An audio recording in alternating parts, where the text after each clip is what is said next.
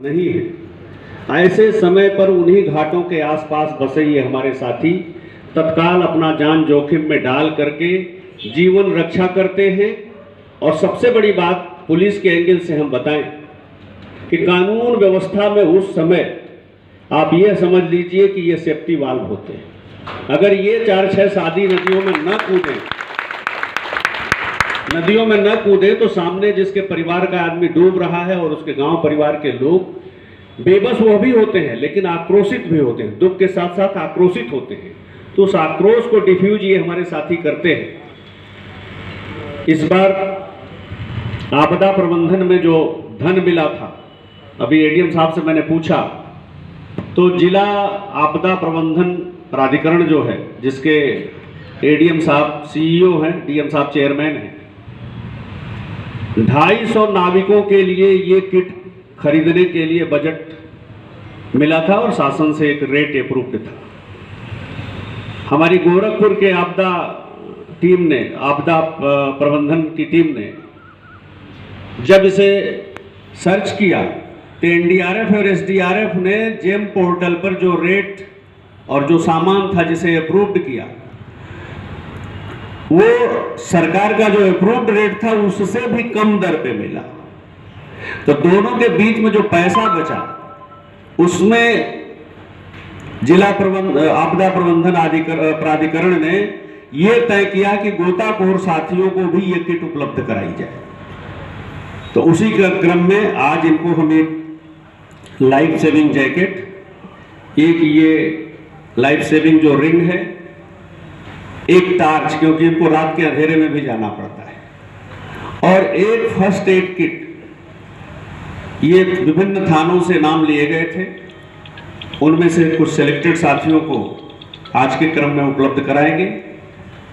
जो बचे लोग रह जाएंगे उनको आगे फिर एडीएम साहब से बात हुई तो उन्होंने कहा इसी तरह से किसी व्यवस्था में फिर हम लोग प्रयास करेंगे कि जो रेट हैं उन रेट से हम लोग नेगोशिएशन करके कम कर लें और उसका फायदा हमारे साथियों को मिले। तो आज 100 की संख्या में, मतलब 3 डिजिट में आज है जिनको वितरण करना है। आने वालों में कुछ लोग रह गए हैं दूर दराज से आने में, लेकिन ये बेलघाट, बड़हलगंज, कैंपियरगंज, चौरी चौरा, राजघाट, जंगहा, सारे थाना क्षेत्रों से सिलेक्टेड गोताखोर साथी हैं। और चूंकि आप दोनों महानुभावों को महत्वपूर्ण मीटिंगों में जाना था, कल मैंने बड़ा कम समय में आपको आग्रह किया और आपने हमारा आग्रह स्वीकार किया, तो हम उसके लिए तो पहले आभार जता रहे हैं कि बिल्कुल कल मैंने शाम के समय यह बात की कि ये वितरण हो जाए, और दोनों महानुभावों ने कहा कि नहीं, निश्चित रूप से हम आएंगे। और आधे घंटे का समय, हमने कहा आधे घंटे में ही हम ये कार्यक्रम कर लेंगे। हम चाहेंगे कि आप अपने आशीर्वचन दें। उसके बाद ये कुछ साथी जिनको हमने दूसरी पंक्ति में बैठा रखा उनको आप दोनों महानुभावों के हाथ से वितरण कर दें। शेष का वितरण हम पुलिस लाइन से करके इनके सिग्नेचर ले लेंगे। तो सबसे पहले मैं चाहूँगा कि माननीय सांसद बासगांव और बाढ़ से, गोरखपुर में बाढ़ से सबसे ज़्यादा प्रभावित भी आप ही का क्षेत्र रहता है, तो मैं चाहूँगा कि माननीय सांसद बासगांव साहब आप सबको अपने आशीर्वचन दें। माननीय सांसद बासगांव।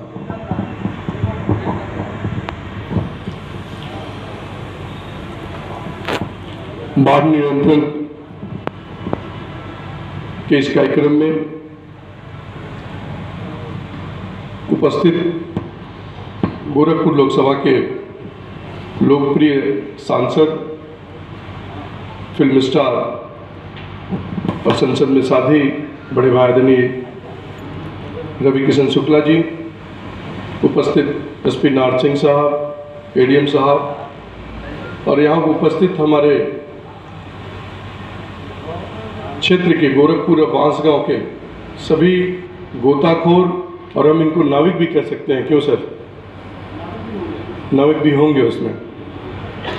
आप सब लोगों का इस कार्यक्रम में तरफ से मैं हार्दिक स्वागत करता हूं, अभिनंदन करता हूं। जैसा कि एसपी साहब ने बताया कि कठिन परिस्थितियों में